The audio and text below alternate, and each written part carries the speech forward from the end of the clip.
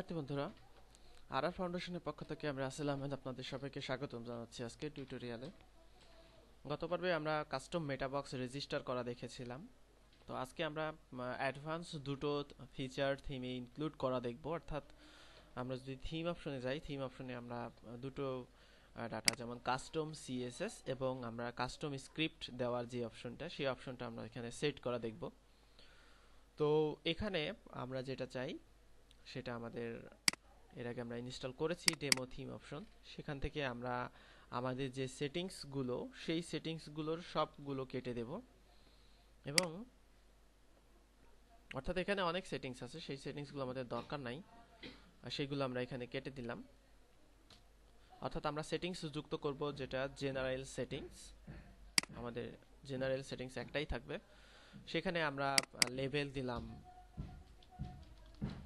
Custom CSS, এই নামে level দিলাম এবং এখানে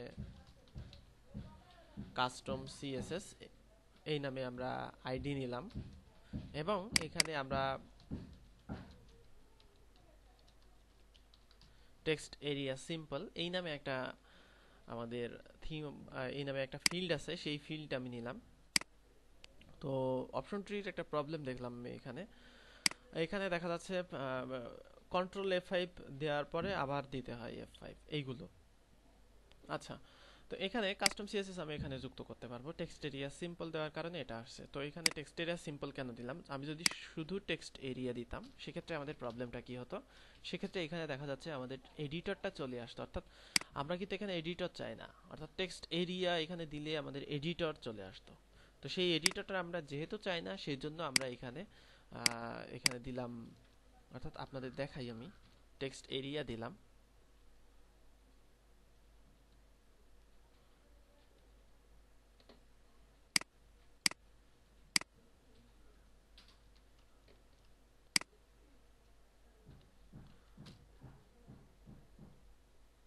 তো এখানে খেয়াল করুন, এইভাবে যদি আমাদের থাকে সেক্ষেত্রে আমাদের কিন্তু প্রবলেম হবে। অর্থাৎ সিএসএস এখানে লিখলে আবার ভিজুয়াল মোডে গেলে এখানে আমাদের কিন্তু সিম্বল চেঞ্জ হয়ে যেতে পারে।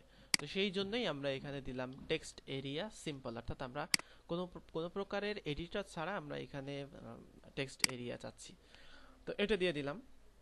তো এখন আমরা আরেকটা অপশন চাচ্ছি যেটাতে আমরা বিভিন্ন স্ক্রিপ্টগুলো দিতে পারি। অর্থাৎ গুগল অ্যানালাইটিক্স হতে পারে বা বিভিন্ন স্ক্রিপ্ট হতে পারে, সেই জিনিসগুলো আমরা দিতে পারি। তো সেই জন্য আমরা একটা নিতে পারি, এটা এগুলো কেটে দেই। তো আরেকটা অ্যারাই নেব। তো আরেকটা অ্যারাই নিতে হলে অবশ্যই আমাদের এখানে কমা দিতে হবে, তারপরে আমরা এখানে অ্যারাই নিলাম। তো কাস্টম সিএসএস এখানে আমরা দিলাম কাস্টম স্ক্রিপ্ট,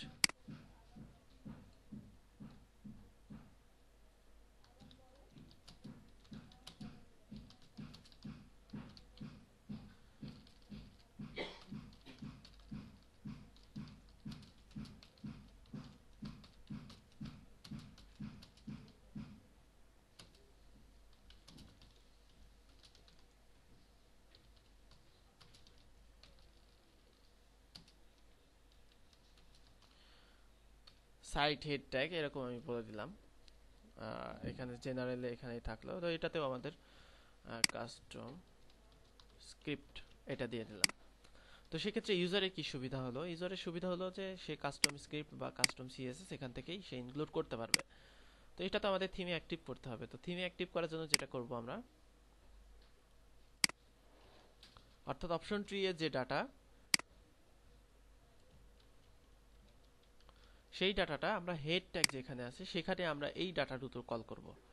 অর্থাৎ আমরা যেটা করলাম কাস্টম স্ক্রিপ্ট এবং কাস্টম সিএসএস। অর্থাৎ এইখানে যদি আমরা স্টাইল দেই সেক্ষেত্রে আমাদের অবশ্যই এই স্টাইলের ওভাররাইড করবে। যেমন আমরা যদি এখন এইখানে দেই বডি ব্যাকগ্রাউন্ড গ্রিন, এবার আমরা সেভ করলাম এটাকে।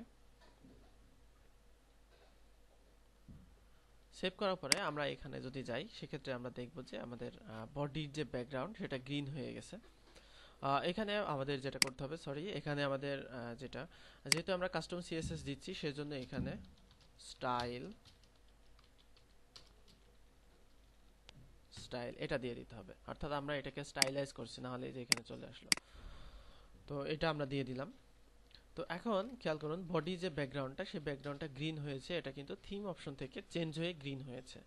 অর্থাৎ আপনি এখানে দিয়ে দিতে পারছেন যে থিম অপশন থেকে এখান থেকে চেঞ্জ হয়ে গ্রিন হয়েছে। একইভাবে আপনি যদি কোনো স্ক্রিপ্ট এখানে দেন, স্ক্রিপ্টের ক্ষেত্রে এখানে আমাদের স্ক্রিপ্ট বা স্ক্রিপ্ট এটা দেওয়ার দরকার নাই, কারণ আমরা যখন স্ক্রিপ্ট পেস্ট করব তখন আমাদের এই অংশটি সেখানে থাকবে, অর্থাৎ কাস্টম সিএসএস থাকবে না, কিন্তু স্ক্রিপ্ট এখানে থাকবে, এই জন্য আমরা স্ক্রিপ্টটা এখানে ওটা দিয়ে দিব না। তো আশা করি বুঝতে পেরেছেন যে কিভাবে এইরকম কাস্টম স্ক্রিপ্ট বা এটা দিয়ে দেওয়া যায়। তো সাপোজ আমরা যেটা চাচ্ছি যে আমাদের থিমে দুটো কালার সেম আছে, অর্থাৎ দুটো কালার আছে আমাদের থিমে, সেই কালারগুলো যদি আমরা অ্যাক্টিভ করতে চাই, সেই ক্ষেত্রে আমরা এখানে সেই সিএসএসটা অবশ্যই আমাদের কল হবে। সাপোজ আমাদের চারটা কালার আছে সিএসএস ফোল্ডারের মধ্যে, CSS red CSS, green CSS, blue CSS, yellow CSS. এখন আমরা অপশন দিতে চাই যে রেড, গ্রিন, ব্লু, ইয়েলো এগুলো সিলেক্ট করতে পারবে। তো এই যে অপশনটা, সেই অপশনটা আপনাদের আগামী টিউটোরিয়ালে দেখাবে, অর্থাৎ আগামী টিউটোরিয়ালে দেখাবো যে কিভাবে আমরা যে ড্রপ ডাউন মেনু তৈরি করে, অর্থাৎ চুজ ইওর থিম কালার এরকম একটা মেনু থাকবে, সেখানে মেনুতে সিলেক্ট করলে যেই সিএসএস সিলেক্ট করবে সেই সিএসএসটা এখানে পাবে, অর্থাৎ কালারটা, সাইটের কালারটা সেরকম হয়ে যাবে। তো আশা করি বুঝতে পেরেছেন। ধন্যবাদ সবাইকে আজকে টিউটোরিয়াল দেখার জন্য। আল্লাহ হাফেজ।